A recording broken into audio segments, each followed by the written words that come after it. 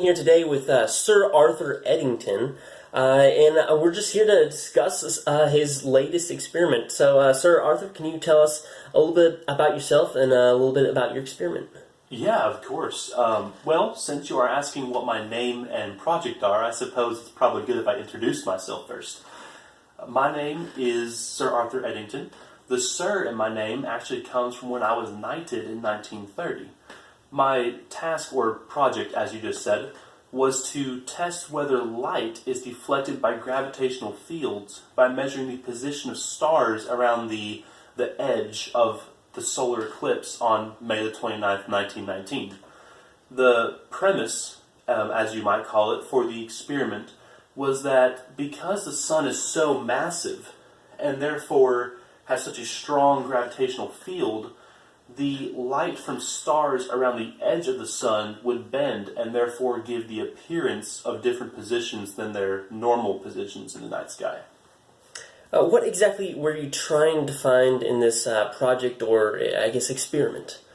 Well, like I stated before, what we were trying to do was to determine whether light is deflected by gravitational fields. However, the purpose of conducting this experiment was actually to prove or disprove Einstein's theory of relativity. And where did you say this project, experiment, took place? Do you want to know where it occurred? Yes. We, being my team and I, actually traveled to Principe, which is a remote island off the west coast of Africa. However, we wanted to account for if there might be bad weather when we got to Principe, so I sent a backup team to Sobral, Brazil, just in case we encountered unfortunate weather. And what other significant events were happening around the world at this general time?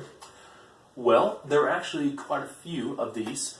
One event of special importance that was happening around the time that I performed the experiment was the invention of the rotary dial telephone. Furthermore, the 19th Amendment, which guaranteed women the right to vote in the United States, was passed by the U.S. Congress. In addition to these, the U.S. Congress gave approval for daylight savings time, and even though this was a few years earlier than my experiment, Einstein put forth his theory of relativity in 1915.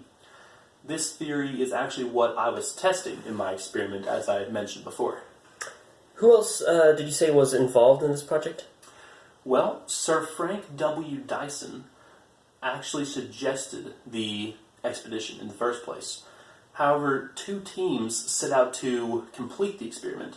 One went to Principe, Africa with me, and the second team went to Sobral, Brazil, just like I mentioned before, and the purpose for that was to anticipate any bad weather that my team and I might encounter while in Africa. Interesting. And what was your role specifically in this project? Well, my role was actually to lead the expedition to take the measurements of the stars around the edge of the eclipse. But to prep for the event, I made some measurements during January and February of that same year, 1919. I took these measurements by observing the Hyades cluster. The stars in the Hyades cluster would pass behind the solar eclipse, and this meant that I could observe the same stars while the sun was in front of them, so the stars were around the edge of the sun, and while the stars were by themselves. I could then compare the results of both measurements in order to determine if the light was indeed being bent by the sun's gravitational field or gravitational force. Very interesting. What impact did this project have on the physics community as a whole? Well, as I mentioned before, Albert Einstein put forth his theory of relativity in 1915, which was a very groundbreaking idea. And the results that my team and I found gave strong evidence to Einstein's theory of relativity, saying that it was true, it was correct. Actually, in the years that followed the experiment, the evidence that my team and I collected was proved time and time again with increasing accuracy. I understand you received some backlash from some of the scientific community. Can you explain that? Yes, that I did. That is actually a very interesting topic you should ask.